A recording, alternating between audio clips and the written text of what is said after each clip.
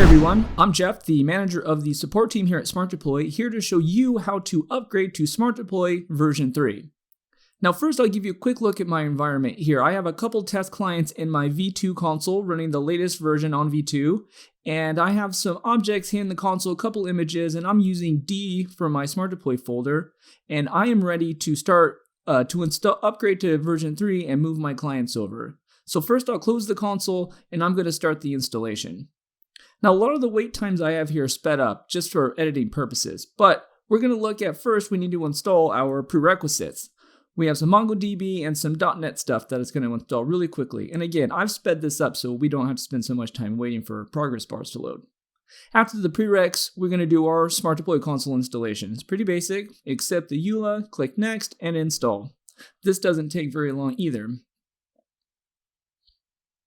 So when it's done, it's ready to launch SmartDeploy, and I'll click Finish.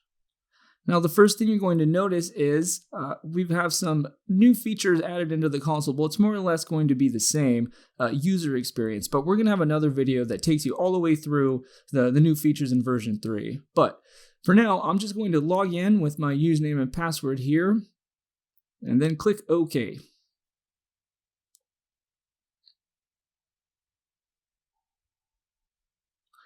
And like I said, it's going to feel real familiar. You're going to be able to get right back into using SmartDeploy once you update.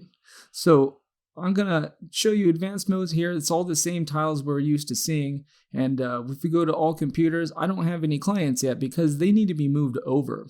And so I'm going to set this over here, and let's go open our console, version 2 console. So as you see, it's a completely different application. It's not just a version upgrade. So both versions will be installed side by side. So I'm opening my version 2 console and I'm going to log in again.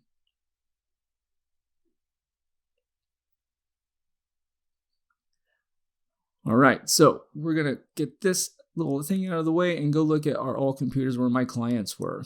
Now, we want to get these clients into our new console. So we'll select the consoles that we want to move, and the Actions pane comes up. And you'll notice there's a new option in the Actions pane to upgrade to version 3. What this will do is send the job to the client to uninstall the version 2 client and install the version 3 client so that they will appear in our new console. I'm going to click to do this now to get this job kicked off. Now this process takes a few minutes. It'll within 90 seconds the clients get the message that they need to do this installation, and then depending on the client speed the installation will go. So while we're waiting for these to show up, let's change some settings in our new console. I mentioned I was using D drive for my SmartDeploy folder, so I'm going to change it in the settings, and then I want to go back and populate my console with my objects. As I mentioned, we saw we had images. Well, I'm going to use this new rebuild image library so I can tell the console, hey, go look into my working folder and rescan and add my files. And there we are. There are my 2 images. And then I even have the notifications that this completed successfully.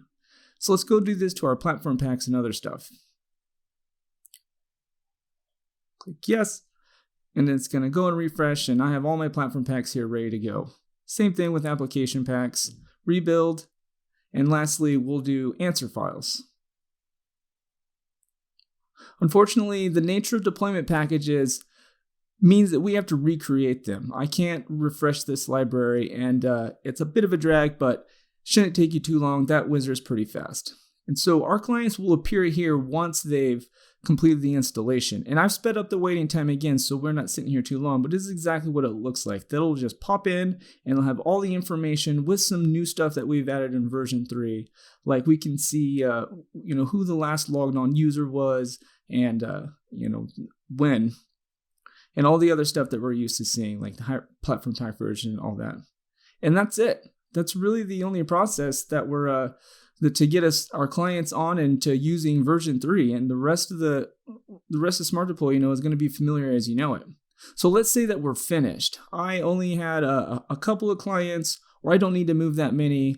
I've got all my libraries and everything filled up, and I'm ready to get rid of SmartDeploy version 2. So I'm going to close this and go to the Add Remove Programs menu. So when you uninstall SmartDeploy, be careful to pay attention to the version. I'm going to select version 2.0.3090, and I'm going to uninstall this one. Click yes, lets this thing do its work, and off it goes. Now there's some prerequisites for version 2 that we don't need. So we're on MongoDB, so we can get rid of the SQL Server components. So I'll select them and click uninstall and let it do its thing. And so Microsoft SQL Server Express Local DB also not needed. Continue, and off it goes. And then we're all set. Version 2's been removed. We have everything we need for version 3, and we can enjoy using the cool new features. I hope this video was helpful. Thanks for watching, and do stay tuned as I will be releasing more videos to show off some more cool stuff that we can do in version 3 and some of the improvements and all that stuff. All right, talk to you next time.